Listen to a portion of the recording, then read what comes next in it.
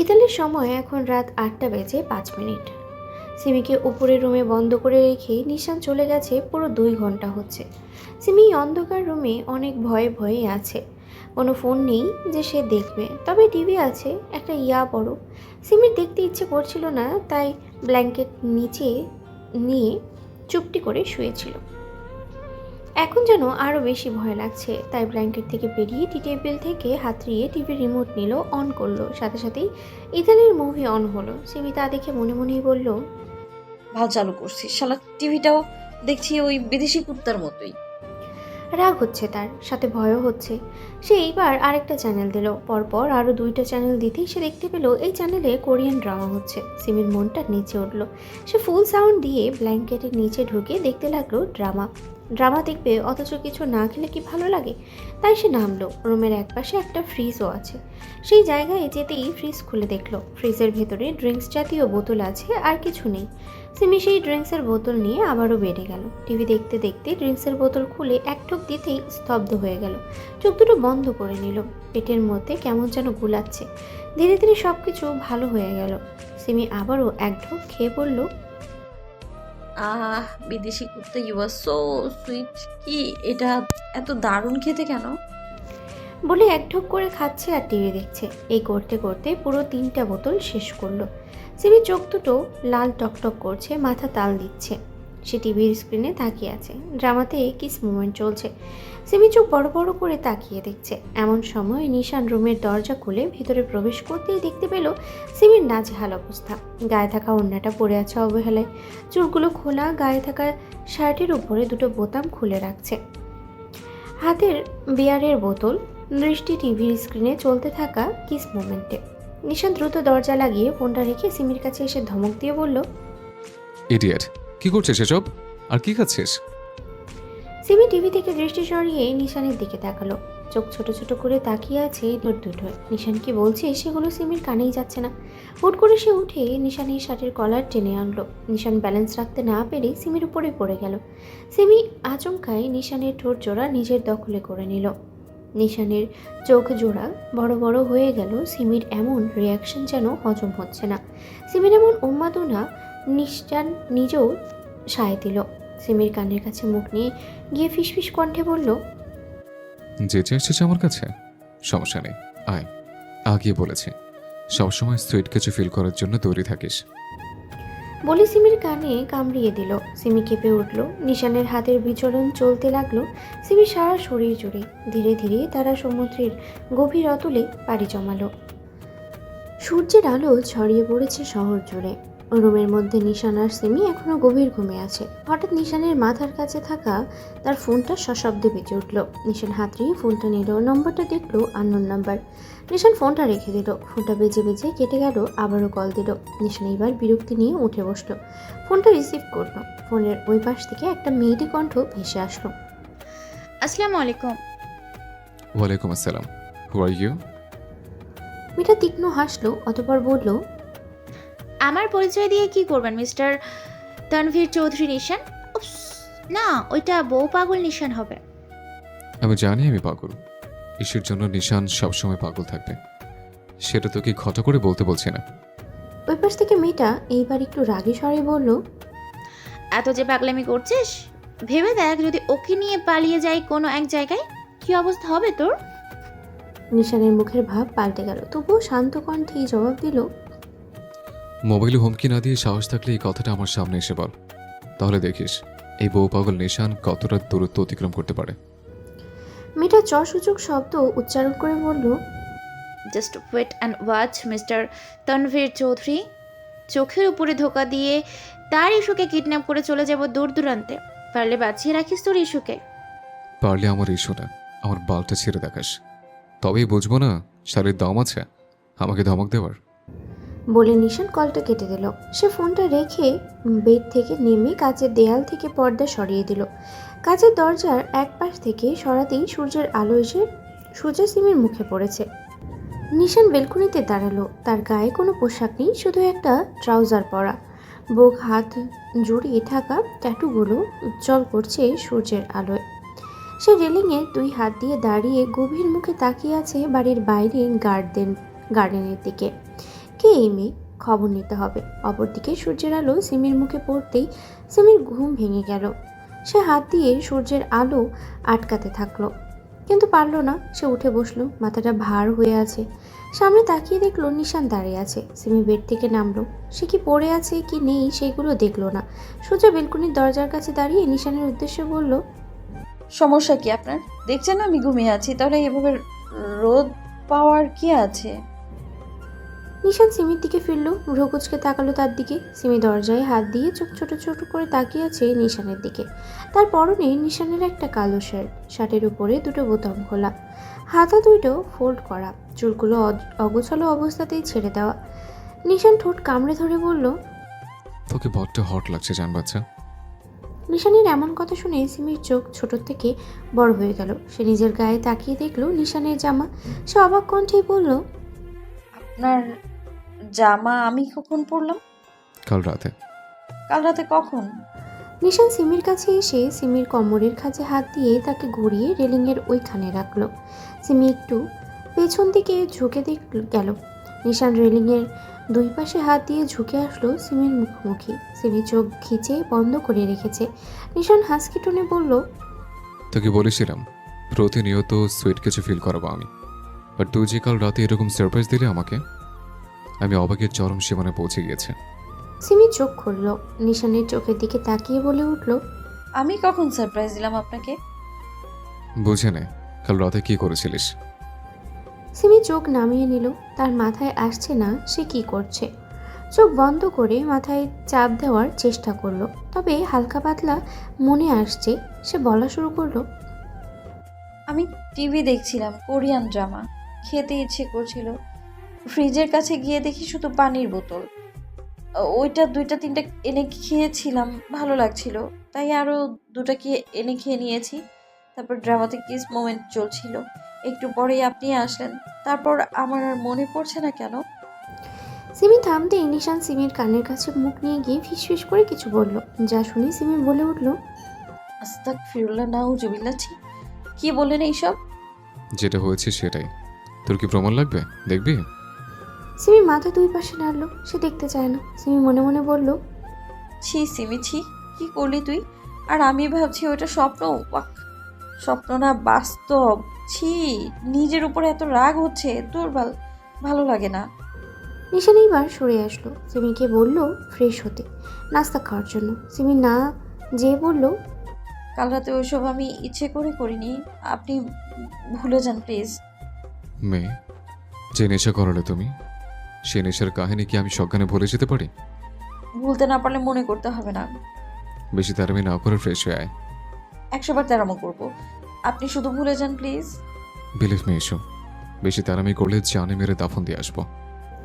নিশানের কথা শুনে সিমি মুখ ভাঙিয়ে বলল, সাহস যদি থাকে তবে দাফন দিয়ে দেখান। সিমির কথা শেষ হতেই নিশান সিমিকে ঠেলে দেয়ালের সাথে চেপে ধরল। সিমির গাল চেপে ধরল বাম হাত দিয়ে শক্ত করে। সিমি ব্যথায় কুঁকড়ে গেল। নিশান সিমির মুখের কাছে নিজের মুখ নিয়ে গিয়ে তাতে তার চেপে হিংস্রতার সাথে বলল, আমার সাহসের কথা উল্লেখ করছিস তুই? তুই কি জানিস আমার সাহস কতটা পথ অতিক্রম করেছে শুধু তোর জন্য? তোর সারা দেহে আমার হাতের বিচরণ আছে। আমার সন্তানও তোর গর্ভে ছিল। তাহলে ভাব এই তানভীর চৌধুরী নিশানের ঠিক কতটা সাহস আছে। বলে নিশান সিমিকে ছেড়ে দিয়ে শান্ত বাণী ছুড়ে দিয়ে বলল, চুপচাপ ফ্রেশ হয়ে নে। সিমি আর কিছু বলল না। চোখের পানি নিয়ে রুমে ঢুকে আলমারি থেকে পোশাক বের করে ওয়াশরুমে ঢুকে গেল। এইদিকে নিশান রুমে আসলো, ফোন নিয়ে আবারও বেলকনিতে গেল। ফোনে একজনের নাম্বার খুঁজে ফোন দিল। কল রিসিভ হতেই ওপাশ থেকে ভেসে আসলো, বস, আপনি কেমন আছেন? এতদিন পরে কোনো সমস্যা হয়েছে বস? আমরা কি সাহায্য করব? হাইপার হোস না, ভেবেছিলাম এসব ছেড়ে দেব, কিন্তু কিছু মানুষ আমাকে থাকতে দিচ্ছে না নিশ্চিন্তে। আমি আবারও ব্যাক করছি আমার টিএন টিমে। আমি একটা নাম্বারের কল রেকর্ড তোকে পাঠাচ্ছি, সব কিছু দেখ, ভালোভাবে রিসার্চ কর। কে দিল কল? মেয়েটাকে? কোন দেশের? মেয়েটার সম্পূর্ণ বায়োডাটা আমার চাই। আমি ইতালি আছি, আমার বাড়িতে তোদের সাথে রাতে দেখা করতে যাব। এর মধ্যে সব কিছু রিসার্চ কর। আল্লাহ হাফেজ। বলে নিশান কল কেটে দিল।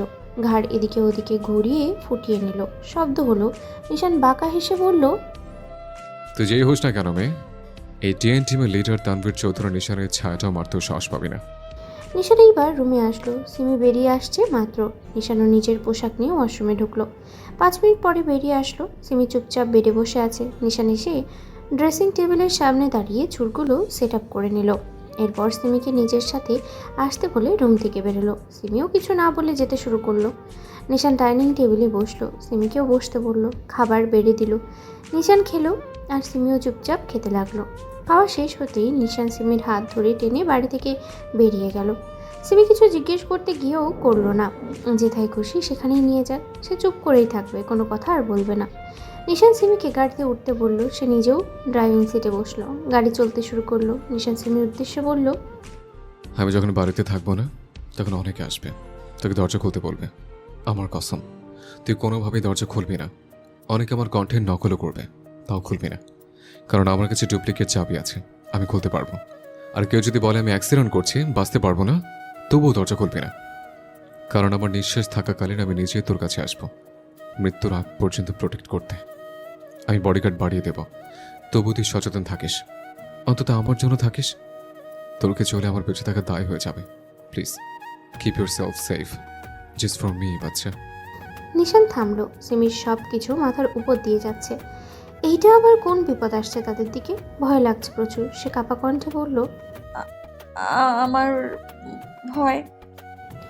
বাকি কথা শেষ করার আগেই নিশান গাড়ি ব্রেক করলো। সিমির মাথাটা চেপে আনলো নিজের বুকে। সিমি অনুভব করলো নিশানের হার্টবিটটা অন্য দিনের তুলনায় একটু জোরেই বিট করছে। নিশান সিমিকে আশ্বাস দিয়ে বলল, ভয় পাওয়ার কিছু নেই, আমি আছি, থাকবো। আল্লাহ যতদিন আমাকে রাখে, শুধু আমি যতক্ষণ থাকবো না, নিজেকে সেফ রাখিস, আর কিচ্ছু হবে না, বুঝেছিস? আমি আছি, কোনো ভয় নেই, নির্ভয় থাক। সিমি মাথা নাড়ল। নিশান সিমিকে টেনে নিজের কোলে বসালো। মাথাটা বুকে চেপে ধরে এক হাত দিয়ে ড্রাইভ করতে লাগলো। সিমি বুকে মাথা রেখে নিশানের হার্টবিটের প্রতিটা বিট শুনতে লাগলো মনোযোগ দিয়ে। 20 মিনিট ড্রাইভের পরে গাড়ি থামলো একটা পার্কের সামনে। নিশান নামলো, সিমিকেও নামালো। সিমি বড় বড় চোখ করে সব কিছুই দেখছে। নিশান সিমির হাত ধরে পার্কের ভেতরে ঢুকলো। সিমিকে নিয়ে গেলে একদম শুনশান জায়গায়, যেখানে মানুষ একটু কমই আছে। সুন্দর ফুল গাছ, ঘাস, বসার বেঞ্চ, বড় বড় গাছ, তাতে ফুল ফুটে আছে। সুন্দর লাগছে গো। সিমি মুগ্ধ নয়নে সব কিছু দেখছে। নিশান সিমিকে বলল, কিছু খাবি তুই? ইচ্ছে লাগছে না এখন। নিশান বুকে হাত গুজে সিমির দিকে চেয়ে রইল। সিমি হাত লম্বা করে বড় নিঃশ্বাস নিল। অনুভব করতে লাগলো হালকা বাতাস। সব চারপাশেই শান্ত হয়ে উঠেছে, কিন্তু এই শান্ত পরিবেশে নিশানের কণ্ঠে অশান্ত গানের লিরিক্স বলে উঠল, কত কি বলতে বাকি, কতটা চলতে বাকি, তোর চোখের চোনিতে বুক কতটা গলতে বাকি, তোকে পেতে সবার হাতে যেমন নিলছে নির্বাসন, তোকে পেতে সবার হাতে যেমন নিলছে নির্বাসন, জানে মন তুই জীবন, জানে মন তুই জীবন। রাতের আধার ঘেরাও করে রেখেছে ইতালির রোম শহরকে। সময়টা গিয়ে ঠেকেছে রাত 10টা বেজে 4 মিনিটে। তবুও রোম শহরে যেন মানুষের আনাগোনা, আড্ডা দেওয়া, একসাথে ঘুরে বেড়ানো কমার বদলে বেড়েই যাচ্ছে। নিশান সিমিকে ঘুম পাড়িয়ে দিল। 2 মিনিট হচ্ছে। সিমির কপালে একটা চুমু দিয়ে সে উঠে পড়ল। ওয়াশরুম থেকে ফ্রেশ হয়ে আসলো। বাইরে এসে আলমারি থেকে নিজের কাপড় বের করলো। কালো প্যান্ট, সাদা শার্ট আর তার উপরে লেদার জ্যাকেট পরে নিল। চুলগুলো সেট আপ করে বালিশের পাশে থাকা তার ফোন তুলে নিল। সিমির দিকে এক পলক তাকিয়ে রুম থেকে বেরিয়ে আবারও দরজা লক করে দিল। সে বাড়ি থেকে বেরিয়ে গেল। বাড়ির বাইরে 15টার মতো বডিগার্ড পাহারা দিচ্ছে, কালো পোশাক আর হাতে বড় বন্দুক নিয়ে। নিশান বাড়ি থেকে বেরিয়ে সদর দরজা লক করে দিল। সে একটু এগিয়ে এসে সবগুলো বডিগার্ডের উদ্দেশ্যে গম্ভীর কণ্ঠে বলল, একটা পিঁপড়া যেন এই বাড়িতে ভিতরে না ঢুকতে পারে, সেভাবেই পাহারা দেয় আমি যতক্ষণ না আসছি। সবাই মাথা নেড়ে নিজেদের জায়গায় চলে গেল। নিশান নিজের গাড়িতে উঠে বসলো। স্টিয়ারিং ঘুরিয়ে বাড়ি থেকে বেরিয়ে বাইরে গন্তব্যের দিকে যেতে লাগলো। এর মধ্যেই তার ফোনে কল আসলো। নিশানের কানে ব্লুটুথ আছে। সে কানে হাত দিয়ে রিসিভ করলো। ওই পাশ থেকে ভেসে আসলো, বস, মেয়েটার সব কিছু বায়োডাটা আমি জোগাড় করতে পেরেছি। আপনি কোথায়? কখন আসবেন? অপেক্ষা কর, আমি আসছি। বলেই কল কেটে গেল। নিশান মুখ গম্ভীর করে ফুল স্পিডে গাড়ি চালাতে লাগলো। 20 মিনিট পরেই তার গাড়ি এসে থামলো একটা বিল্ডিংয়ের সামনে। নিশান গাড়ি থেকে বেরিয়ে গাড়ি লক করে চাবি পকেটে ঢুকিয়ে বিল্ডিংয়ের দিকে হেঁটে যেতে লাগলো। সে বিল্ডিংয়ের ভেতরে ঢুকলো। বিল্ডিংটা আবারও তৈরি করা হচ্ছে, নতুন করে কাজ চলছে। নিশান বিল্ডিংয়ের গেট ধরে 10 পা হেঁটে যেতেই আরেক জায়গা থেকে একটা সরু রাস্তা ধরে হাঁটা ধরলো। কিছু দূর যেতেই একটা দেয়ালে গোপন সুইচে চাপ দিল, সাথে সাথেই নিচে থাকা গোপন সুড়ঙ্গের পথ খুলে গেল। নিশান ভেতরে ঢুকলো। 2-1 পা হেঁটে একটু নিচে যেতেই আবারও সুইচে হাত দিতেই গোপন দরজা বন্ধ হয়ে গেল। নিশান সিঁড়ি বেয়ে নিচে নামলো। সেখানে ছিল হাজারো কালো পোশাকধারী বডিগার্ড। নিশানকে দেখেই সবাই মাথা নিচু করে নিল, নিশানকে যাওয়ার রাস্তা করে দিল। নিশান সেই রাস্তা ধরে যেতে লাগলো। এই গোপন সুড়ঙ্গে আছে 10টা বড় বড় রুম, বড় একটা অডিটোরিয়াম। এই গোপন সুড়ঙ্গের নিচে আরও একটা জায়গা আছে, খুবই ভয়ঙ্কর জায়গা। সেখানে অন্ধকার কারাগার বিরাজমান করছে। নিশান হাঁটতে হাঁটতে একটা রুমের সামনে এসে দাঁড়ালো। বডিগার্ডগুলো দরজা খুলে দিতেই নিশান ভেতরে প্রবেশ করলো। রুমের ভেতরে 2টা ছেলে আর 2টা বডিগার্ড ছিল। একটা ছেলে নিশানের কাছে এসে গম্ভীর কণ্ঠে বলল, বস, আপনি বসুন আর দেখেন মেয়েটা আসলে কে, আপনিও চিনবেন। নিশান ঘাড় এইবার ওইবার কাত করে ফুটিয়ে নিল। সোজা গিয়ে বসলো সোফার উপরে। ছেলেটা নিজের ল্যাপটপ এগিয়ে দিল নিশানের কাছে। নিশান দেখতে লাগলো। ছেলেটা বলল, বস, মেয়েটার নাম ওরওয়ানা শেখ অরা, কানাডায় আন্ডারওয়ার্ল্ড মাফিয়া ডন ইমতিয়াজ শেখের একমাত্র মেয়ে। আমি অনেক হ্যাকিং করে এইটুকু তথ্য পেলাম, তবে আরও কিছু ডিটেলস আমি বলতে পারবো, যেইগুলো আমার ল্যাপটপ থেকে না, আমার মস্তিষ্ক থেকে। ছেলেটা থামলো।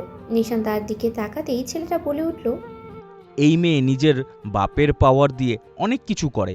তার একটা জেদ আছে, যেটা বলে সেটা করে দেখায়। ওর সেটা লাগবে না কোন কাজে, তবুও অন্যের থেকে ছিনিয়ে এনে রাখবে।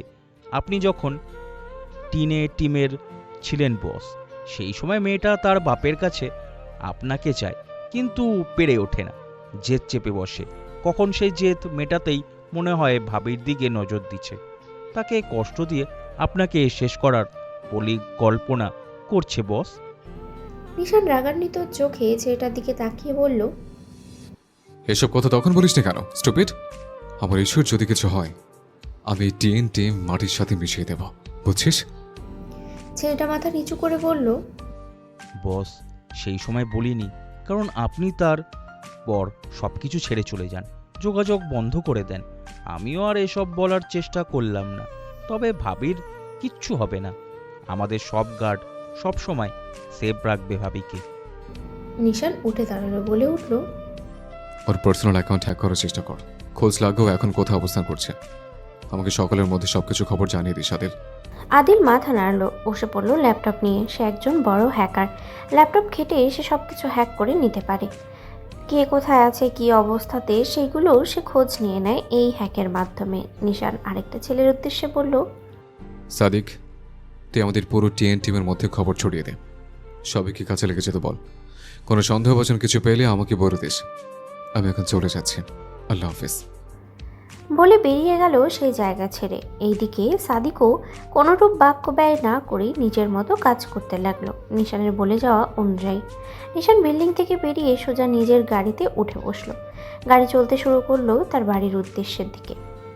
রাত 1:04। আচমকা সিমির ঘুম ভেঙে যায়। ঘুম থেকে উঠে বুকে হাত দিয়ে জোরে জোরে নিঃশ্বাস নিতে থাকে। গলা শুকিয়ে গেছে, কপালে ঘাম জমে আছে, শ্বাস নিতেও যেন কষ্ট হচ্ছে। সে ধীরে ধীরে উঠে দাঁড়ালো। ধীরে ধীরে হেঁটে লাইট অন করলো। রুম আলোকিত হলো। সে টি টেবিল থেকে পানি নিয়ে খেলো। পানি শেষ করে বেডে বসলো। নিজেকে স্বাভাবিক করতে লাগলো। একটু স্বাভাবিক হতেই দেখতে পেল বেডে সে শুধু একা। নিশান কোথায়? সিমি আশেপাশে তাকালো। বেড থেকে নেমে ওয়াশরুমে দেখলো না নেই। বেলকনির পর্দা সরালো, তাও নেই। গেল কোথায়? তার এইবার আরও ভয় লাগছে। বুকের ভেতরে ধুকপুকানিটা যেন বাড়তেই আছে। সে বেডে বসলো, গায়ে ব্ল্যাঙ্কেট জড়িয়ে গুটিসুটি হয়ে কাঁপতে লাগলো। ভয় লাগছে প্রচুর। এর মধ্যেই সে শুনতে পাচ্ছে কেউ ভারী বুটের শব্দ তুলে রুমের দিকে হেঁটে আসছে। সিমির নিঃশ্বাস নিতেও যেন বন্ধ হয়ে আসছে। ভয় লাগছে প্রচুর। সিমি নিভু নিভু চোখে তাকিয়ে আছে দরজার দিকে। হঠাৎই বুটের শব্দ থেমে গেল, কিন্তু পরক্ষণেই দরজা খোলার আওয়াজ হলো। সিমি ভয়ে চোখ বন্ধ করে চিৎকার দিয়ে উঠল উচ্চস্বরে। নিশান দ্রুত ভেতরে ঢুকে দরজা লাগিয়ে সিমির কাছে এসে বিচলিত কণ্ঠে বলতে লাগলো, এসো, এসো। কি হয়েছে? কষ্ট হচ্ছে? কোনো সমস্যা হচ্ছে? ভয় পেয়েছিস নাকি? এসো। পরিচিত কণ্ঠ সিমির কানে যেতেই সিমি চোখ মেলে তাকিয়ে দেখল নিশান। সে দিক বিদিক ভুলে নিশানের বুকে হামলিয়ে পড়ে হু হু করে কান্না করতে লাগলো। নিশান বুঝতে পারলো না সিমি হঠাৎ কান্নার কারণ। সে সিমির মাথায় হাত বুলাতে লাগলো আর বলল, রিল্যাক্স জান, রিল্যাক্স। কি হয়েছে আমাকে বল। আমি আছি এখানে। কান্না করছিস কেন জান? তোর কি ভয় লাগছিল? কান্না থামা। আমি আছি জান, তোর সাথে সব সময় আছি। সিমি ফুয়োতে ফুয়োতে বলল, আমায় রেখে কোথায় গিয়েছিলেন? জানেন আমার কত ভয় লাগছিল। মাত্র একটা খারাপ স্বপ্ন আসছিল আমার। পরে আপনাকে দেখে না দেখে আমি ভয় পেয়ে গিয়েছি। আমার শ্বাস নিতেও কষ্ট হচ্ছে, দেখেন না। আমার ভীষণ কষ্ট হচ্ছে, ভয় লাগছে আমার। আমাকে ছেড়ে যাবেন না, ভয় লাগছে আমার, খুব ভয়। কথাগুলো সে দম নিয়ে নিয়ে বলছে। নিশান সিমিকে শক্ত করে জড়িয়ে ধরে বেডে শুয়ে পড়ল। ব্ল্যাঙ্কেট টেনে দিয়ে নিজের বুকের সাথে মিশিয়ে নিল। বলল, দেখ, তোর কাছে আছে। তোকে ছেড়ে দূরে কোথাও যাচ্ছি না। আমার ভুল হয়ে গেছে, আমি বুঝতে পারিনি। আর এমন হবে না জান আমার। চুপ কর এবার। সিমির কান্নার রেশ কমে এলো, তবে নাক টানতে লাগলো। নিশান সিমির চুলে গভীর চুমু দিয়ে বলল, ঘুমা, আমি আছি। আর কোথাও যাব না। ঘুমিয়ে পড়। সিমি নিশানকে আরো শক্ত করে জড়িয়ে ধরল। নিশানের প্রতি যে রাগ ছিল তার সেগুলো সে বেমালুম ভুলেই গিয়েছে। তার কাছে এখন একমাত্র আশ্রয় আর নিরাপদ স্থান নিশানের বুক। তাই সে আরও আষ্টে পিষ্টে জড়িয়ে নিশানের বুকে গুটিসুটি মেরে শুয়ে রইল। এইদিকে নিশান চোখ দুটো বন্ধ করে বিভিন্ন ধরনের পরিকল্পনা সাজাতে লাগলো। দেখতে দেখতে রাতের আধার কেটে ধরণীতে সূর্যের আগমন ঘটল। সিমির ঘুম ভাঙল সকাল 8:40 সময়। সে পাশ ফিরে দেখে নিশান নেই। কুঁচকে যাওয়া ভ্রু যেন আরও একটু বেশি কুঁচকে গেল। বেড থেকে নেমে বেলকুনির পর্দা সরিয়ে দিল, দরজা খুলে দিল, আর কিছু না ভেবে আলমারি থেকে একটা কালো রঙের গাউন বের করে ওয়াশরুমে ঢুকলো। বেশ সময় ধরে একেবারে শাওয়ার নিয়ে বেরিয়ে আসলো। আয়নার সামনে দাঁড়িয়ে চুলগুলো শুকাতে লাগলো। মুখে পন্ডস ক্রিম, ঠোঁটে লিপ বাম আর চোখে কালো কাজল দিল হালকা করে। চুলগুলো একটু উঁচু করে বেঁধে নিল। ওড়নাটা গলার দুই পাশে দিয়ে ঝুলিয়ে দিল। সে রুম থেকে বেরিয়ে গেল। ধীরে ধীরে হেঁটে সিঁড়ি থেকে নেমে সিঁড়ির কাছে আসলো। সিঁড়ি বেয়ে নামতে লাগলো। তার দৃষ্টি গেল ড্রয়িং রুমে। দেখলো নিশান বসে আছে খুবই গম্ভীর মুখে, সামনের টেবিলে ল্যাপটপ রাখা। সিমি হাসি মুখে নেমে আসলো সিঁড়ি বেয়ে, সোজা ড্রয়িং রুমে গেল, নিশানের পাশে বসে পড়লো। নিশান কপাল কুঁচকে পাশ ফিরে সিমিকে দেখে নিয়ে আবারও কাজে মনোযোগ দিল। সিমি ল্যাপটপের দিকে তাকিয়ে বলল, কি করছেন আপনি? নিশান কোনো বাক্য ব্যয় করলো না। সিমি আবারও বলল, আমার ক্ষুধা পেয়েছে, কি খাবো? নিশান হাতের ইশারায় ডাইনিং রুম টেবিলের উপরে দেখিয়ে দিল। সিমি সেদিকে তাকিয়ে দেখলো ডাইনিং টেবিলে খাবার ঢাকা আছে। সিমি এইবার রাগে ফুঁসতে লাগলো। মুখে বিস্ফোরণ হয়েছে নাকি যে কথা বলতে পারছে না? সিমি শেষবারের মতো আবারও বলল, আপনি খেয়েছেন? সিমির কথা শেষ হতেই নিশান ধমক দিয়ে বলল, ইডিয়েট, নিজের কাজ করতে পারছিস না? চুপ করে বারবার জ্বালাস কেন আমাকে? সরে জায়গা থেকে। নিশানের ধমকে সিমি কেঁপে উঠল। সে মুখ ভাঙিয়ে উঠে ডাইনিং টেবিলে বসলো। সেখানে অনেক রকমের খাবার আছে। সিমি একটু একটু করে প্লেটে বেড়ে নিল। সে আর চোখে নিশানকে দেখছে, বিড়বিড় করে বকছে আর খাচ্ছে। এদিকে নিশান কানে থাকা ব্লুটুথ চালু করলো। আদিল কল দিয়েছে। ফোন রিসিভ হতেই আদিল বলল, বস, আমি অনেক তথ্য পেয়েছি। আমি কি আপনাকে সেন্ড করব কিছু? হুম। আদিল কিছু তথ্য নিশানের ল্যাপটপে সেন্ড করে দিল। নিশান সেইগুলো গম্ভীরভাবে দেখতে লাগলো। অপরদিকে আদিল বলল, বস, ওর ফোনের লোকেশন ট্যাগ করে জানতে পারলাম ও ইতালির রোমেই আছে। তাও আপনার বাড়ি থেকে বেশি দূরে না, সামান্য 2 কিলোমিটার দূরে একটা বিল্ডিংয়ে অবস্থান করছে। তার সাথে অনেকে আছে, সব বডিগার্ড। পার্সোনাল অ্যাকাউন্ট হ্যাক করে কিছু কল রেকর্ড পেয়েছি। রেকর্ডগুলো প্লে কর। আদিল কল রেকর্ডগুলো চালু করলো। আরা নামের মেয়েটা আরেকজনকে বলছে, আমাদের খুব সাবধানে কাজ করতে হবে। নিশান যখনই বাড়ি থাকবে না, তখন আমরা ঝাঁপিয়ে পড়বো একটা একটা নতুন প্ল্যান নিয়ে। যাকে কথাটা বললো সে ফিরে বলছে, জি ম্যাম, আপনি সাজিয়ে রেখেছি সব। কিভাবে কি করতে হবে, এখন এই কাজটা করবে কবে?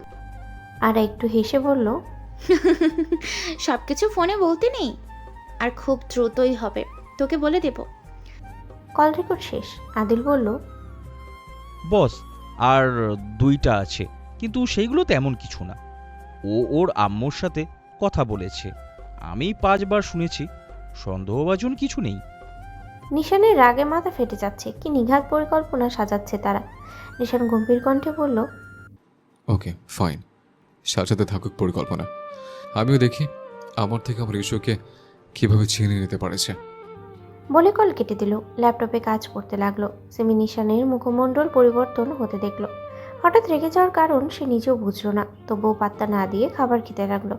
খাবার শেষ হতেই চুপচাপ সিঁড়ি বেয়ে উঠতে গেলেই নিশান বলে উঠল, এদিকে আয়। সিমি পিছে ফিরে ভ্রু কুচকালো। মনে মনে বলল, শালা বিদেশি কুত্তা, একটু আগেই বলি দূরে যা, এখন আবার কাছে রাখছিস কেন? সিমিকে ওইভাবে দাঁড়িয়ে থাকতে দেখে নিশান ধমক দিয়ে বলল, কতখানে যায় না তোর, এদিকে আয় বলছে। সিমি মুখ অন্ধকার করে নিশানের কাছে গেল। সে দাঁড়িয়ে রইল। নিশান আচমকা সিমির কোমরে হাত দিয়ে টেনে নিজের কোলে বসালো। সিমি নিশানের গলা জড়িয়ে ধরল। আচমকা এইভাবে টানায় সে ভয় পেয়ে গেল। নিশান সিমির ঘাড়ের কাছে থেকে চুল সরিয়ে সেখানে জোরে কামড় বসালো। সিমি ব্যথায় কুকড়ে উঠল। নিশানের জামা জোরে খামচে ধরল।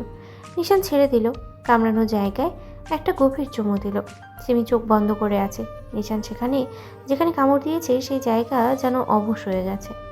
নিশান সিমির মুখটা নিজের মুখের কাছে আনলো। মুখে আসা চুলগুলো হাত দিয়ে সরিয়ে কানে গুঁজে দিয়ে বলল, আমি বাইরে যাচ্ছি, দ্রুত ফিরবো।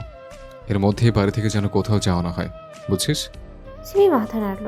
নিশান সিমির ঠোঁটে শব্দ করে চুমু খেয়ে বলল, যদি দেখি আমার কথার খেলাপ করেছিস তাহলে শাস্তিটা তুলে রাখবো রাতে, শুধু তৈরি হয়ে থাকিস। বলে সিমিকে কোল থেকে নামিয়ে সোফায় বসিয়ে দিল। ল্যাপটপ অফ করে রেখে দিল। ফোনটা হাতে নিয়ে আবারও সিমির দিকে তাকিয়ে বলল, চুপচাপ এই বাড়িতে অবস্থান করবি তুই, কোনোভাবেই বেরোনো চালাকি করিস না যেন, মনে থাকবে? সিমি মাথা নাড়ল। নিশান বেরিয়ে গেল বাড়ি থেকে। প্রতিটা বডিগার্ডকে আরও কঠোরভাবে পাহারা দিতে বলল। এরপর গাড়িতে উঠে আবারও চলে গেল নিজ গন্তব্যের দিকে। সিমি কত সময় ধরে সোফায় বসে রইল। ভালো লাগছে না এইভাবে। তার মধ্যে ঘাড়ও ব্যথা করছে। সে রাগান্বিত কণ্ঠে বলল, দুর্বল, ঘাড় ব্যথা করে চলে গেল। এইখানে থাকতেও তো অসহ্য লাগছে। দেখ, পালের বাড়িতে এসে পড়েছি, একটা পিঁপড়াও নাই এ বাড়িতে। বলে উঠে সে উপরে উঠে গেল। সোজা রুমে ঢুকে বেলকনির দরজা খুলে বেলকনির কাছে দাঁড়িয়ে দেখতে লাগলো ব্যস্তময় ইতালি রোম শহর। হঠাৎই তার চোখ আটকালো বাড়ির পাঁচিলের ওই পাশে দাঁড়িয়ে থাকা একটা মেয়ের উপরে। মেয়েটা একটা কালো গাড়ির কাছে হেলান দিয়ে দাঁড়িয়ে আছে। পরনে সাদা স্কার্ট আর একটা সবুজ রঙের কুর্তি, চুলগুলো ছেড়ে দেওয়া, চোখে কালো চশমা। মেয়েটা সিমির দিকে হাত নাড়ল। সিমিও হাত নাড়ল। মেয়েটা হাতের ইশারায় তাকে ডেকে দিল। সিমি মাথা দুই পাশে নেড়ে না বোঝালো। নিশান বারবার বলেছে বাড়ি থেকে যাওয়া যাবে না। মেয়েটা মুচকি হাসি দিয়ে আবারও ডাকলো। সিমি আবারও না করলো। মেয়েটা এবার গাড়ির ভিতর থেকে একটা বড় পেপার আর কালো মার্কার পেন বের করলো। ডিক্কির উপরে রেখে কিছু লিখতে লাগলো। সিমি ভ্রু কুচকে তাকিয়ে রইল। মেয়েটার লেখা শেষ হতেই সিমির দিকে লেখাটা ধরলো। সিমি আর একটু এগিয়ে আসলো। সে চোখ বড় বড় করে দেখলো লেখাটা এমন, তুমি নিচে আসো, আমরা একটু ঘোরাঘুরি করব, কেউ বুঝতে পারবে না, পালিয়ে আসো। সিমি লেখাটা পড়ে রুমে গেল। সেও ওই রকম একটা পেজ খুঁজলো, পেয়েও গেল। তারপরে সেও সেখানে লিখলো, সরি, আমি যেতে পারবো না। আমার এই জায়গা থেকে যাওয়া সম্পূর্ণরূপে নিষেধ। আপনি ফিরে যান। আল্লাহ হাফেজ। লেখা শেষ হতেই মেয়েটাকে দেখালো। মেয়েটা দেখে আবারও পেজে লিখলো। সিমির দিকে ফিরে আবারও বলল, তুমি কবে যাবে আমার সাথে ঘুরতে? আমি আবারও আসবো, তুমি বলে দাও। সিমি লেখা পড়ে আবারও রুমে গেল। সে লিখলো, আমি জানি না আমি কবে যেতে পারবো। আমার হাজবেন্ড আমাকে কখনো বেরোতে দেবে না। তুমি ফিরে যাও। লেখাটা মেয়েটাকে দেখালো। মেয়েটা দেখে আবারও একটা পেজে লিখলো। সেটা সিমিকে দেখালো। এটা আমার নাম্বার, তুমি যখনই সুযোগ পাবে আমাকে কল দিবে, আমি এসে তোমাকে নিয়ে যাব, এই রোম শহর ঘুরে দেখাবো। সিমি কি মনে করে নাম্বারটা লিখে নিল। মেয়েটা মুচকি হাসি দিয়ে হাত নাড়িয়ে চলে গেল। সিমিও হাত নাড়ল। মেয়েটা চোখের পলকে গাড়ি নিয়ে বহু দূরে চলে গেল। এদিকে সিমি নাম্বারটা লুকিয়ে রাখলো যেন নিশান কোনোভাবে না পায় তার এই শহর ঘুরে দেখার ইচ্ছে। নিশান নিজের কাজে ব্যস্ত, নিয়ে যাবে বলে মনে হয় না। কোনোদিন সময় পেলে এসে ফোন দেবে, পালিয়ে যাবে ঘুরে, আবারও না হয় বাসায় ফিরবে। নিশান নিজের গোপন সুড়ঙ্গে পৌঁছালো মাত্র আদিল এগিয়ে আসলো নিশানের কাছে, বলে উঠল, বস এখন কি করব? কিছু না, চুপচাপ শুধু নজর রাখ। আদিল মাথা নাড়ল। নিশান আবারও বলল, সাদিক কোথায়? বস আমাদের পুরো টিএন টিম পরিচালনা করছে। কোনো দরকার আছে কি? আমি কি ডাকবো? না, ও যা করছে করুক, আমাকে নিচের অন্ধকারে কারাগারে চাবি দে। আদিল চাবিটা নিয়ে দিয়ে দিল নিশানকে আর বলল, আপনি কি একা যাবেন বস? নিশান কিছু না বলে এগিয়ে গেল। সরু গলি দিয়ে নিচে যাওয়ার সিঁড়ি বেয়ে নামলো। ঘন অন্ধকার। নিশান নিজের ফোনের ফ্ল্যাশ অন করলো। ধীরে ধীরে নামতে লাগলো। সিঁড়ি শেষ হতেই একটা দরজা পড়ল।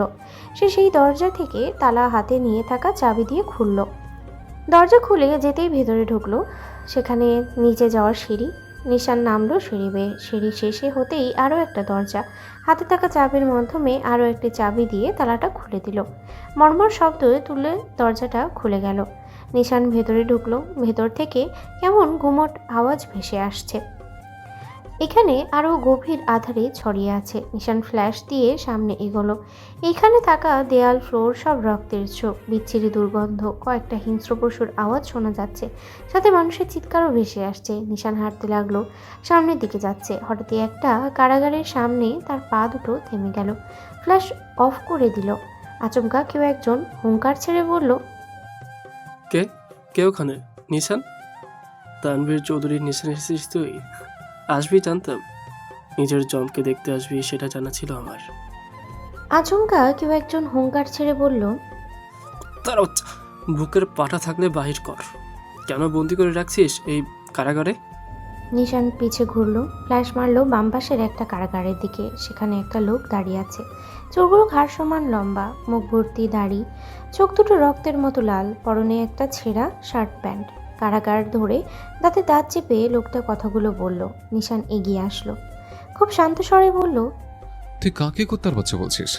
ভেবে দেখ, তোর স্থান কোথায় আর আমার স্থান কোথায়। লোকটা যেন তেড়ে যাওয়ার মতো করে বলল, আমি মানুষ আর তুই জানোয়ার, এটাই তোর আসল স্থান। নিশান ঘাড় কাত করলো। হঠাৎ কারাগারের মধ্যে এক হাত ঢুকিয়ে লোকটার মাথা চেপে জোরে বাড়ি মারলো সেই লোহার কারাগারে। লোকটা ব্যথায় চিৎকার দিয়ে উঠল। মাথা ফেটে রক্ত বেরিয়ে আসলো। নিশান দাঁতে দাঁত চেপে বলল, এটা আমার রাজ্য, শুধু আমার। এখানে আমার শাসন চলে। এখানে রাজা আমি, আর তুই সামান্য একটা কিট। আমার পায়ের নখরের যোগ্যতা রাখিস না। ভুলে যাস না, এখানে 2 বছর আগে তোর আসল পরিচয় কি ছিল। নিজেকে মানুষ বলে দাবি করতে লজ্জা লাগছে না? আমার তো তোকে দেখতে থুতে ফেলতে ইচ্ছে করে। আবার আমাকে বলিস আমি জানোয়ার, কুত্তার বাচ্চা। লোকটা দাঁত কেলিয়ে হেসে জবাব দিল, মাফিয়া ছিলাম, বড় মাফিয়া। আমার কথায় সবাই উঠত বসত। এই ইতালি আমার সাম্রাজ্য ছিল। নারী পাচার করতাম, বাচ্চা পাচার করতাম, নেশা, অবৈধ জিনিস, অস্ত্র সব কিছু পাচার করতাম। মাফিয়ার রাজা ফারহান দরিয়াস, এটাই আমার পরিচয়। নিশান নিজের হাত নিয়ে আসলো। পকেট থেকে একটা টিস্যু বের করে হাত মুছতে মুছতে বলল, কালোবাজারের মাফিয়া ফারহান দরিয়াস। তবে তার এত ক্ষমতা, এত ঐশ্বর্য সবকিছু এখন আমার দখলে। মূলত সে নিজেও এই টিএন টিমের লিডার তানভীর চৌধুরী নিশানের দখলে আছে। ভাগ্য কোথায় কাকে কখন নিয়ে যায়। বলেই চলে গেল। পেছন থেকে ফারহান বলল, শালা, কি মনে করেছিস আমি জানি না কিছু? জানি, সব জানি। এটা তোর পাপের সাম্রাজ্য। পাপ দিয়ে ডেকে রেখেছিস এই রুম শহর। তোর গোপন সুড়ঙ্গের রুমে অবৈধ ব্যবসা চলে, আমি সব জানি। নিশান যেতে যেতে একটা বাক্য উচ্চস্বরে বলল, আমার বাপের সাম্রাজ্যে তুই আছিস, তাতে আল্লাহর কাছে কোটি কোটি শুকরিয়া আদায় কর। বলেই বেরিয়ে গেল। ফারহান বসে পড়ল ফ্লোরে। পুরো 2 বছর পরে নিশানের সাথে তার দেখা হলো। এখানে শুধু ফারহান আটকে নেই, আছে অনেকেই। তবে কেউ নিশানের সাথে কথা বলল না সাহস দেখিয়ে, শুধু ফারহান ছাড়া। নিশান নিজের গোপন সুড়ঙ্গে ফিরল। আদিল নিজের ল্যাপটপ নিয়ে বসে আছে। নিশানকে দেখে উঠতে নিলেই নিশান হাত উঁচিয়ে বসতে বলল। আদিল প্রশ্ন করল, কোনো সমস্যা হয়েছে বস? ফারহান একটু বেশি বাড়াবাড়ি করছে, ওর শাস্তিটা আর একটু কড়া করে দে। আদিল মাথা নাড়ল। নিশান নিজের ল্যাপটপ নিল। নিজের বাড়ির সিসিটিভি ফুটেজ চেক করলো। সে নিজের রুমের সিসিটিভি দেখতেই দেখলো সিমি বারবার রুমে এসে একটা কাগজে কী যেন লিখছে আর সেটা বেলকনিতে নিয়ে যাচ্ছে। এইভাবে 2-3 বার করে একটা কাগজ সে নিজের আলমারির পার্ট খুলে তার শাড়ির ভাঁজে রেখে দিল। নিশান সম্পূর্ণ ফুটেজ দেখে রাগে মাথা ফেটে যাচ্ছে। ল্যাপটপটা জোরে আছাড় মারল ফ্লোরে, পাশে থাকা টি টেবিলটা তুলে আছাড় মারল, সোফাগুলো উল্টে ফেলে দিল। নিশানের হঠাৎ রাগের কারণ আদিল কিছুই বুঝতে পারল না। কিছু জিজ্ঞেস করতে যাবে তখনই নিশান নিজের ফোন আর গাড়ির চাবি নিয়ে চলে গেল সেই জায়গা ছেড়ে। সোজা নিজের গাড়িতে বসে চলতে লাগলো ফুল স্পিডে। বাড়ির রাস্তাতে না, উল্টো রাস্তা ধরে। তার মাথা কাজ করছে না। এই মেয়েকে এত বোঝানোর পরেও কেন অবাধ্য হয় তার কথাতে। নিশানের গাড়ি এসে থামলো একটা ছোট্ট অ্যানোটিকার সামনে। নিশান গাড়ি থেকে বেরিয়ে আসলো, সোজা তার ভেতরে ঢুকলো। সেখানে আছে এক পাশে বিভিন্ন ধরনের ওয়াইন, জুস, আবার আরেক পাশে অনেক ছেলে মেয়ে একসাথে নাচ করছে। নিশান গিয়ে একটা চেয়ারে বসলো, ওয়েটারকে বললো ওয়াইন দিতে। ওয়েটার দিয়ে গেল। নিশান এক ঢোকে সম্পূর্ণ শেষ করলো, আবারও দিতে বললো। একে একে 6 গ্লাস শেষ করলো সে, তবুও খেয়ে যাচ্ছে। তার খাওয়ার মধ্যে একটা ইতালির মেয়ে তার পাশে এসে বসলো। ওয়েটারকে ওয়াইন দিতে বলল। ওয়াইন আনলে তাতে এক চুমুক দিয়ে সে হেসেই নিশানকে বলল, হেই হ্যান্ডসাম, কি অবস্থা? এখানে একা কেন? চলো আমার সাথে ডান্স করবে। নিশান কোনো উত্তর দিল না। মেয়েটা নিশানের বাহুতে হাত দিতে নিশান সরে গেল, তেড়ে উঠে বলল, শর্ট চ্যামরি, তোর ফাকিং হাত দিয়ে আমাকে ছবি না, আমার বউ আছে। মেয়েটা অপমান বোধ করলো, পরে চুপচাপ সরে গেল। নিশান আরও এক গ্লাস খেয়ে বিল পরিশোধ করে বেরিয়ে গেল। নেশা চড়ে গেছে তার। সে গাড়িতে উঠে বসলো, গাড়ি চালালো, বাড়ির দিকে যেতে লাগলো। সময়টা গিয়ে ঠেকেছে রাত 8:10 কোঠায়। সিমি বাড়িতে এখনও একাই আছে। তার টেনশন হচ্ছে নিশান কোথায়, সে কি ঠিক আছে? কই একবারও আসলো না তো। এই বড় বাড়িতে থাকতেও তার ভয় লাগছে। সব কিছু নিস্তব্ধ হয়ে আছে। সে ড্রয়িং রুমের সোফায় বসে আছে। এইসব ভাবনার মধ্যেই হঠাৎ দরজা খোলার আওয়াজ তার কানে আসলো। সিমি বুঝতে পারলো এটা নিশান। সে উঠে দরজার কাছে গেল। নিশান ভেতরে ঢুকে দরজা লাগিয়ে লক করে দিল। সে সামনে ঘুরে দেখলো সিমি দাঁড়িয়ে আছে। সিমি নিশানের দিকে লক্ষ্য করলো। কেমন অগোছালো দেখাচ্ছে তাকে, চুলগুলো এলোমেলো, চোখ দুটো লাল, শার্টের ভিতরে 2টা বোতাম খোলা। সিমি বলল, আপনার এই অবস্থা কেন? কি হয়েছে? আমার যা অবস্থা হোক, তোর দেখে লাভ কি? নিশানের মুখ থেকে বাজে দুর্গন্ধ সিমির নাকে গেল। সিমির নাক চেপে ধরে বলল, আপনি নেশা করেছেন? করেছে, তাতে তোর কি সমস্যা? তাই তো, আমার কি সমস্যা? সিমির এই কথা যেন নিশানের পছন্দ হলো না। সে সিমিকে পাজাকোলা করে তুলে সিঁড়ি বেয়ে উপরে উঠতে লাগলো। সিমি হাত পা ছোড়াছুড়ি করতে লাগলো, বলল, এ কি করছেন আপনি? ছাড়েন প্লিজ, ব্যথা লাগছে আমার। নিশান কোনো কথা শুনলো না। সিমিকে নিয়ে নিজের রুমে গেল। রুমে ঢুকে দরজা লাগিয়ে সিমিকে জোরে বেডে ফেলে দিল। সিমি ব্যথায় কুকড়ে উঠল। নিশান আলমারি খুলে সেই জায়গা থেকে একটা ব্লেড বের করে আনলো। সে সিমির কাছে আসলো। সিমি নিশানের হাতে ব্লেড দেখে আটকে উঠে বলল, আমায় মারবেন না, আমার ব্যথা লাগবে। আমি তো কিছু করিনি, যদি করেও থাকি মাফ চাই, তবু মারবেন না। সিমির আহাজারি নিশানের কানে গেল না। সে সিমির হাতে কেটে ফচফচ করে সিমির হাত কেটে দিতে লাগলো। ফিনকি দিয়ে রক্ত বেরিয়ে নিশানের মুখে পড়ল। সিমির ব্যথায় চিৎকার করে উঠল। নিশান সিমির একটা হাত ব্লেড দিয়ে সুন্দর করে নকশা তৈরি করে আরেক হাতের অবস্থাও তৈরি করলো সেম। সিমি ছটপট করতে লাগলো। নিশান বেডে বসে সিমির কোমরে হাত দিয়ে তাকে টেনে নিজের কোলে আনলো। সিমি কান্না করছে, 2 হাত ব্যথা করছে, জ্বলছে, অবশ্যই আসছে যেন। নিশান সিমির ঘাড় থেকে চুলগুলো সরিয়ে ডিপলি একটা চুমু দিল, তারপর সাথে সাথে ব্লেড দিয়ে সেই জায়গা কেটে দিল। সিমি ব্যথায় চোখ মুখ খিচে বন্ধ করে নিল। নিশানের জামা খামচে ধরল জোরে। নিশান হাতে থাকা ব্লেড ফেলে দিল। সিমির কানের কাছে মুখটা নিয়ে গিয়ে জোরে কামড় দিল। সিমি কান্না করতে করতে বলল, আমার ব্যথা লাগছে, ছেড়ে দিন প্লিজ। নিশান কামড়ানো জায়গায় চুমু দিয়ে ফিসফিস করে বলল, আমার অবদ্ধ কেন হোস জান বাচ্চা? তোর অবদ্ধতা আমি পছন্দ করি না জান বাচ্চা। আমার বাধ্য হয়ে থাকতে পারিস না? কেন আমাকে রাগিয়ে তুলছিস? নিজেকে ক্ষত বিক্ষত করার জন্য? আজকে লাস্ট, আমার বাধ্য হয়ে থাকিস জান বাচ্চা। তোকে সারা জীবন আগলিয়ে রাখবো কঠিনভাবে। তবে আজকের রাতে তোর অবাধ্যতার জন্য আদর দিয়ে মাথায় কুকড়ে তোলে, যেন তোর মাথায় গেঁথে থাকে এই কথা।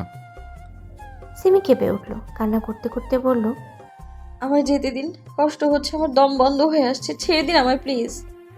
সিমিকে আর কিছু বলতে না দিয়ে নিশান আচমকাই সিমির ঠোঁট জোড়া নিজের দখলে করে নিল। সিমি নিজের মধ্যে নেই, তার কষ্ট হচ্ছে। এদিকে দম বন্ধ করা পরিস্থিতি। সে নিশানের থেকে নিজেকে ছাড়াতে চাইছে, তার হাতে শক্তি নেই আর অবশ হয়ে আছে। আর নিশানের শরীরের কাছে সে চুনোপুটি ছাড়া আর কিছুই নয়। নিশান 10 মিনিট পরেই সিমিকে ছেড়ে দিল।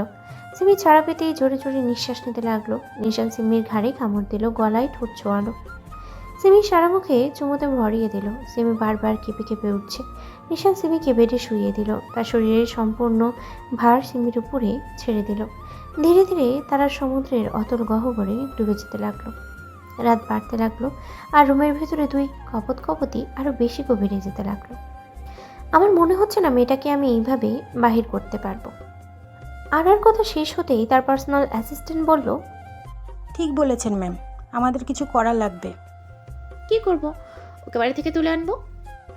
হ্যাঁ, আনা যাবে। কিভাবে? নিশান যখন বাড়ির থাকবে না তখন আনতে হবে। আর একটু হাসি মুখ করে বলল, ইয়েস, ও যখন থাকবে না তখন আমি বডিগার্ড সামলাবো আর তুই সিসিটিভি। আহ, কি সুন্দর প্ল্যান, কাজে লেগে পড়তে হবে। তুই কিছু ইনফরমেশন কালেকশন কর আর আমি ভাবতে লাগছি বডিগার্ড কিভাবে সামাল দেব। Okay ma'am. বলে অ্যাসিস্ট্যান্টটি নিজের মতো কাজ করতে লাগলো, সাথে আরাও। রাত 1:02।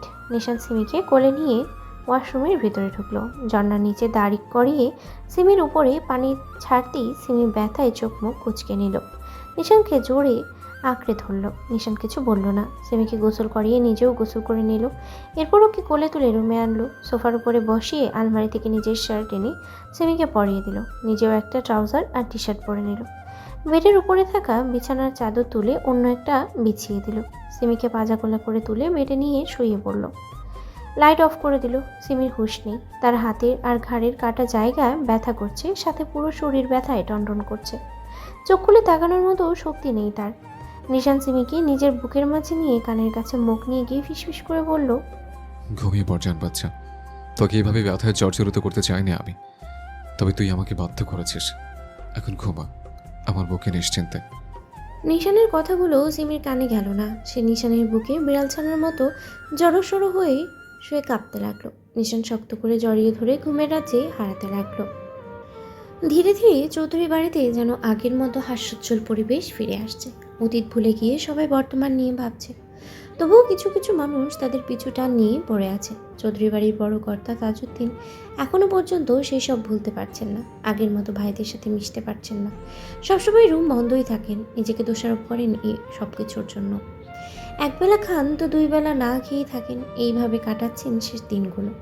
মাঝে মাঝে অফিসে যান, তবে ঘুরেই চলে আসেন। যারা তার আব্বুর কাছে দুটো কথা বলতে গেলেও নানান বাহানা দিয়ে পাঠিয়ে দেয়। যারাও এখন আর যায় না, সময় দিচ্ছে তার আব্বুকে আগের অবস্থায় ফেরার জন্য। এইদিকে তিহান, সে তার বন্ধুদের সাথে আড্ডা দিতে যায় না, কারোর সাথে কথাও বলে না। সবসময় সিমরানের কবরের কাছে বসে হাজারো না বলা কথা বলে দেয় তার পাখিকে। তিহানের এই অবস্থা দেখে রুবেল তাদের ব্যবসার কাজ তিহানের কাঁধে দিয়েছে। তবুও সব কাজ শেষে যেটুকু টাইম পায় সে যেই সিমরানের কবরের কাছেই বসে থাকে। এইভাবেই চলছে তাদের দিনকাল। রাত এখন 9:10। জিহান রুমে বসে কাজ করছিল। এমন সময় সামিয়া সব কিছু গুছিয়ে রুমে ঢুকলো। দরজার ভেতর থেকে লক করে দিয়ে বেরিয়ে গিয়ে শুয়ে পড়লো। জিহান আর চোখে সামিয়ার দিকে তাকালো।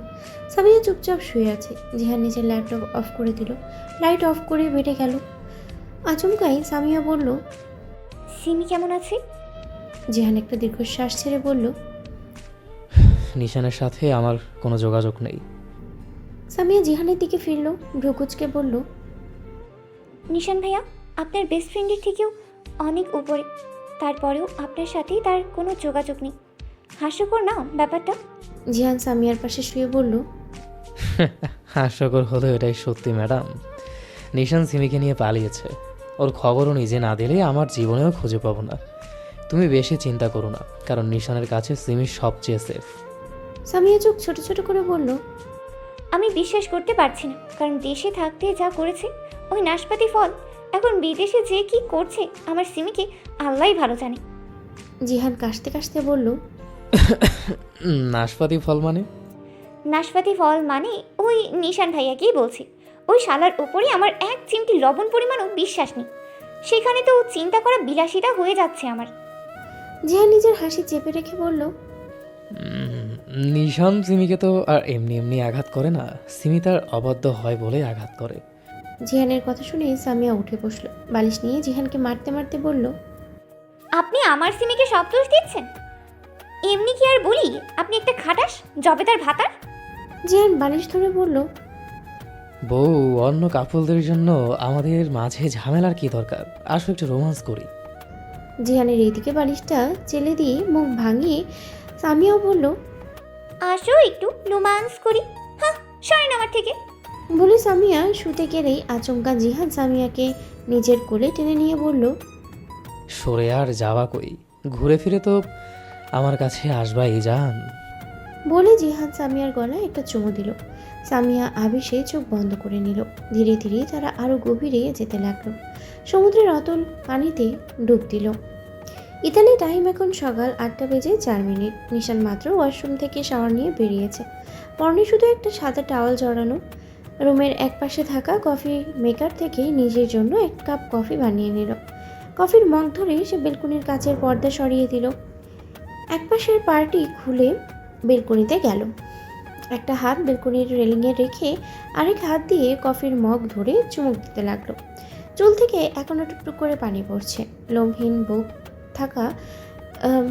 বুকে থাকা ড্রাগনের ট্যাটুগুলোতে পানি ফোঁটা লেগে আছে। তীক্ষ্ণ চোখে তাকিয়ে আছে নিশান রাস্তার দিকে। এমন সময় কিছু পড়ার শব্দ হলো। নিশান পিছনে ফিরে দেখলো সিমি বেডে বসে আছে মাথা ধরে। তার পাশেই টি টেবিলের উপরে থাকা ল্যাম্পপোস্টটা ফ্লোরে পড়ে আছে। নিশান কফির মগ রেখে সিমির কাছে গেল। স্বাভাবিকভাবে বলল, কি হয়েছে? মাথা ধরে আছিস কেন? সিমি মাথা ধরে রেখে কোনো মতে বলল, মাথা ঘুরছে। নিশান সিমির পাশে বসে বলে উঠল, আমি তাহলে আবারও বাবা হতে যাচ্ছি? বাবা, খুব ভালো, খুব ভালো। নিশানের এমন কথা শুনে সিমি নিশানের দিকে তাকাতেই দেখলো সে শুধু একটা টাওয়াল পরে আছে। সিমি চোখ বন্ধ করে বলল, আপনার কি কোনো পোশাক নেই? নিশান সিমির মুখের দিকে তাকালো। একটু ঝুঁকে এসে বলল, আছে, তবে তুই নামক পোশাকে জড়িয়ে থাকতে আমার খুব ভালো লাগে। সিমি চোখ খুলল।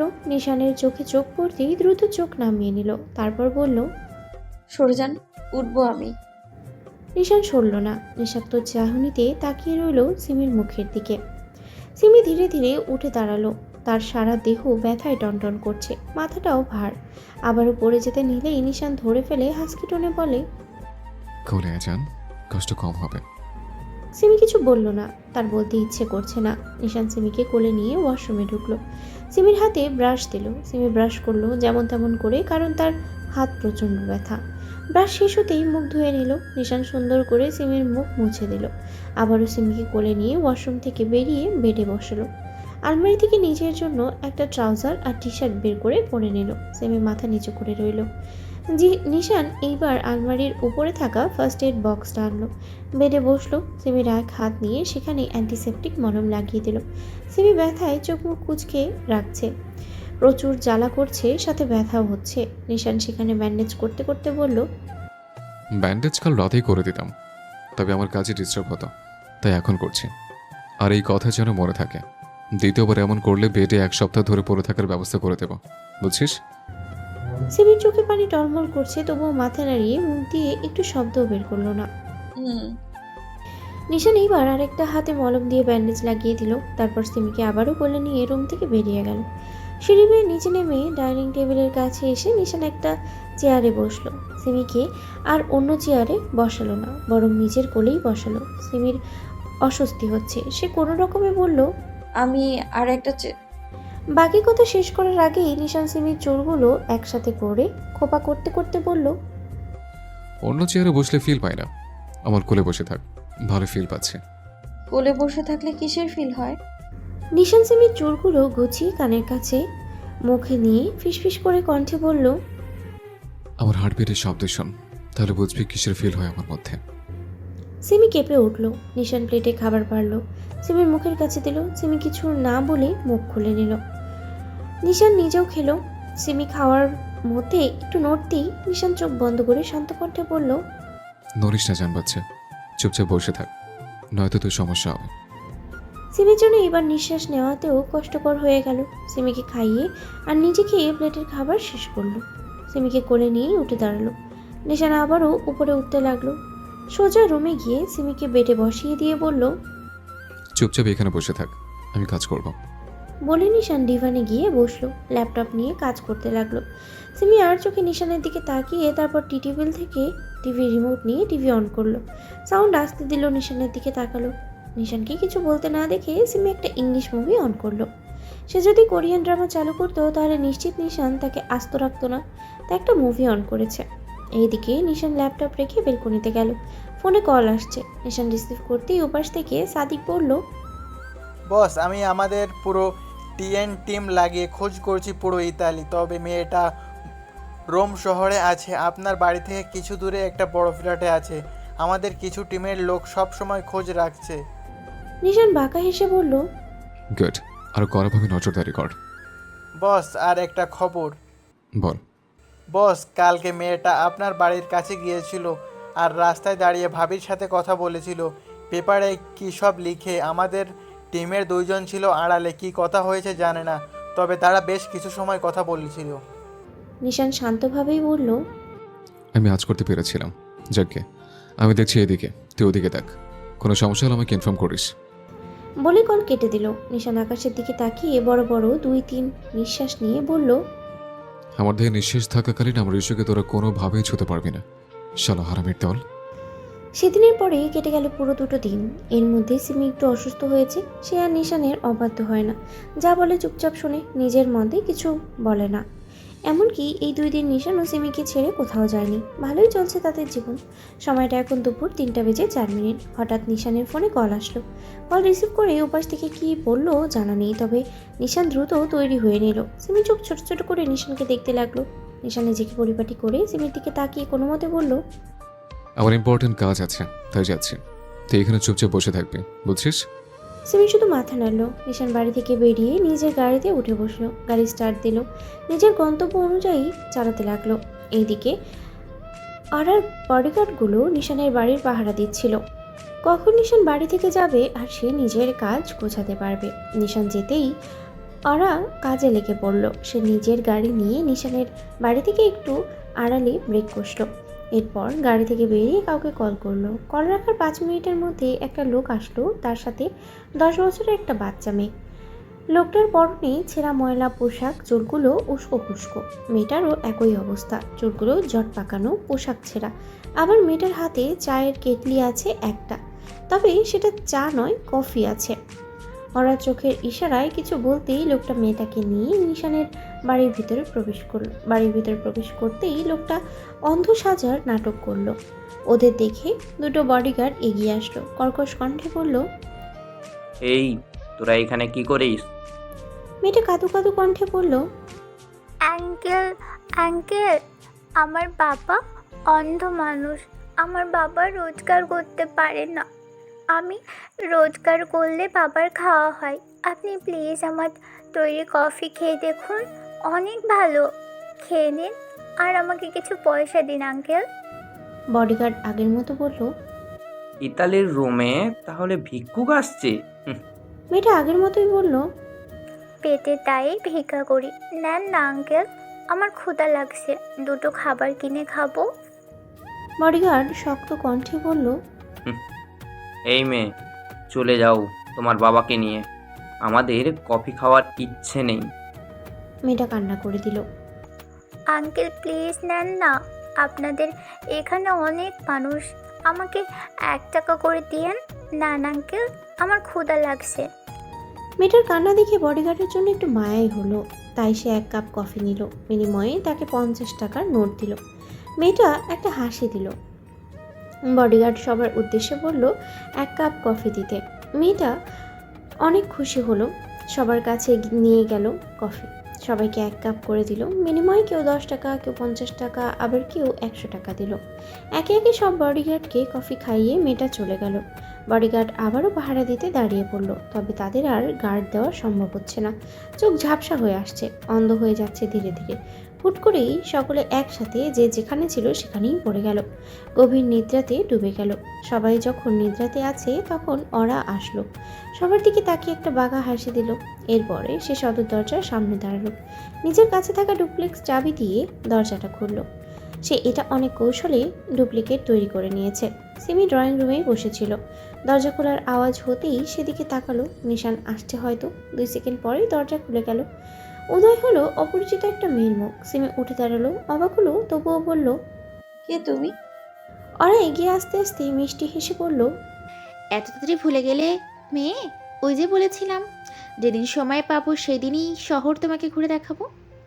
সিমির খেয়াল আসলো এ তো সেই মেয়ে যার সাথে সে বেলকুনিতে দাঁড়িয়ে কথা বলেছিল, কিন্তু এই মেয়ে এখানে কিভাবে আসলো? সিমি বলল, অতীত অতীত থাকাই ভালো।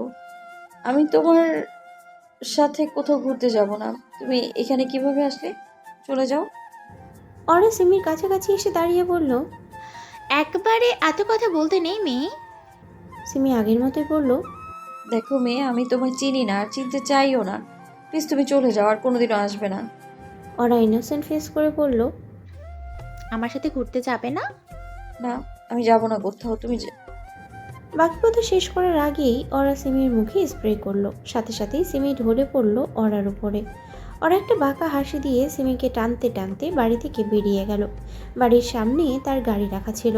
সিমিকে টেনে ব্যাক সিটে ফেলে মারলো, নিজে গিয়ে বসলো ড্রাইভিং সিটে।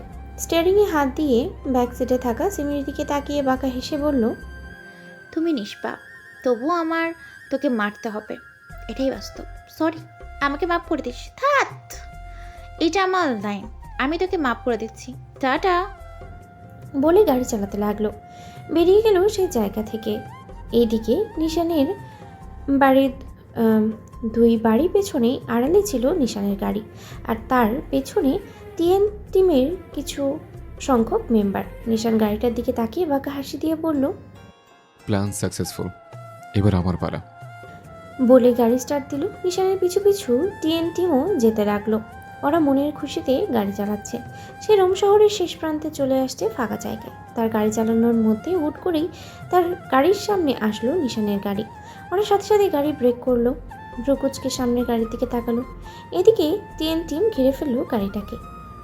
সামনের গাড়ি থেকে বেরিয়ে আসলো নিশান, গাড়ি এপাশ ওপাশ করে ফুটিয়ে নিল।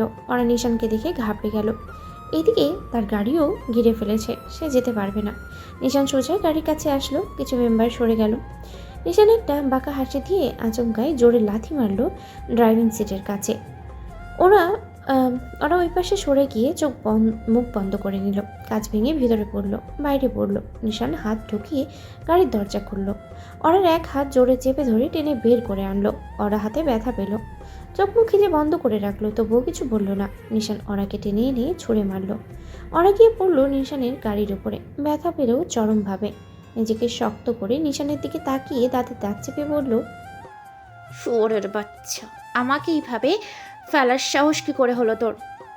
ওরার কথা থামতেই নিশান ওরার কাছে এসে জোরে একটা থাপ্পড় মারল ওরার গালে। ওরার চোখ থেকে পানি গড়িয়ে পড়ল। সে গালে হাত দিয়ে নিশানের দিকে রাগী চোখে তাকাতেই নিশান হুঙ্কার ছেড়ে বলল, 12 ভাতারির নোটে ভাবলে কিভাবে আমার চোখে ধুলো দিয়ে আমার কলেজাকে তুলে নিয়ে যাবে? কি ভাবছিস আমি কাঁচা খেলোয়াড়? শালে, তুই কতজনের সাথে বেড়ে গেছিস তার লিস্ট পর্যন্ত আমার তৈরি করা আছে। তুই যে নেশা করিস তার ফুটেজ পর্যন্ত আমার কাছে আছে। বেয়াদব মহিলা, আমার এসে যতর যোগ্যতাও রাখিস না তুই, আর কিডন্যাপ করতে আসছিস?